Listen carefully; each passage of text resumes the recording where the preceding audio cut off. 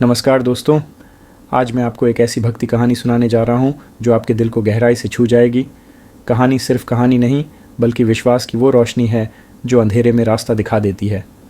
तो दोस्तों, आराम से बैठ जाइए, मन को शांत कर लीजिए और चलिए डूब जाते हैं एक दिव्य अनुभव में। बहुत समय पहले एक बड़ा सुंदर शहर था, रौनक और खुशहाली से भरा हुआ। वहाँ हर दिन बाज़ारों में भीड़ होती, लोग हंसते गाते अपने कामों में लगे रहते। लेकिन उस शहर से थोड़ी दूर एक जंगल के किनारे एक छोटा सा आश्रम था, जहाँ एक बालक रहता था। नाम था स्वरूप। स्वरूप अनाथ था, लेकिन उसका हृदय दुनिया के सबसे अमीर इंसान से भी ज़्यादा भरा हुआ था, भक्ति से। हर सुबह वह नदी के किनारे एक छोटा दिया जलाकर भगवान शिव को प्रणाम करता और कहता, भोलेनाथ, मैं नहीं जानता आप कहाँ रहते हैं, कैसे दिखते हैं, पर इतना जानता हूँ कि आप मेरे दोस्त हो। उसकी इस मासूम भक्ति को देखकर कभी कभी हवा भी रुक जाती, नदी भी धीमे बहने लगती। लोग कहते, ये बच्चा पागल है, भगवान को दोस्त कहता है। लेकिन स्वरूप हंसकर कहता, जो दिल में रहता है वो दोस्त ही तो होता है। एक दिन शहर में भयंकर महामारी फैल गई। लोग डर से कांप रहे थे, घरों में कैद थे, मंदिर सूने पड़ गए थे, हर कोई दुख में डूबा था। स्वरूप अपने आश्रम में अकेला रह गया, लेकिन उसका विश्वास कभी नहीं टूटा। उसने जंगल से औषधियाँ लाकर लोगों को देना शुरू किया। जिस बच्चे को बुखार होता वह उसे पानी पिलाता, जिस बूढ़े को सांस नहीं आती उसके पास बैठकर भजन गाता।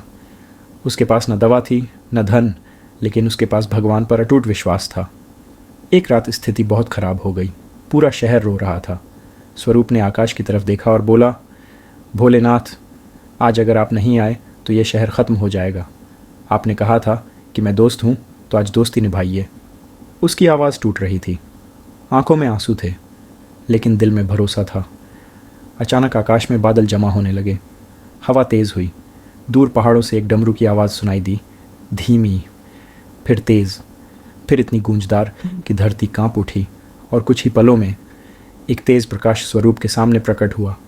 प्रकाश के बीच भगवान शिव खड़े थे, नीले कंठ, जटाओं से बहती गंगा, हाथ में त्रिशूल और आंखों में अपार करुणा। स्वरूप उनके चरणों में गिर गया। शिव ने उसके सिर पर हाथ रखा और बोले, बेटा, तुम्हारी भक्ति ने मुझे बुला लिया। जो प्रेम से पुकारता है मैं उसके पास स्वयं आता हूँ। आज तुम्हारे शहर को बचाने का समय आ गया है। शिव जी ने अपना त्रिशूल ज़मीन पर टेका और उस क्षण एक दिव्य प्रकाश चारों दिशाओं में फैल गया। हवा में औषधीय सुगंध भर गई, लोगों के शरीर से बीमारी दूर होने लगी, बच्चे उठने लगे, बूढ़े ठीक होने लगे, अस्पतालों में हाहाकार की जगह शांति फैल गई। सुबह होते होते पूरा शहर स्वस्थ हो चुका था।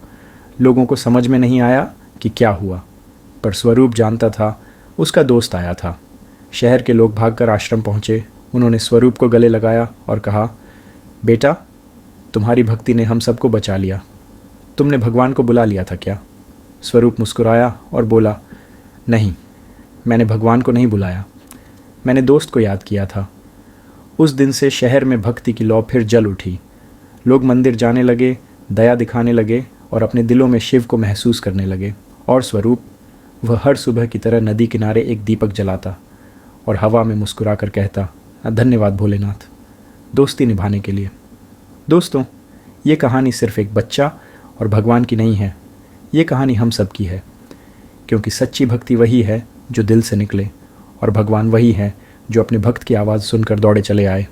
अगर इस कहानी ने आपके दिल को छुआ तो इस वीडियो को लाइक ज़रूर करना और चैनल को सब्सक्राइब कर देना, ताकि अगली दिव्य कहानी सबसे पहले आप तक पहुँचे। और जाते जाते कमेंट में लिखना, हर हर महादेव।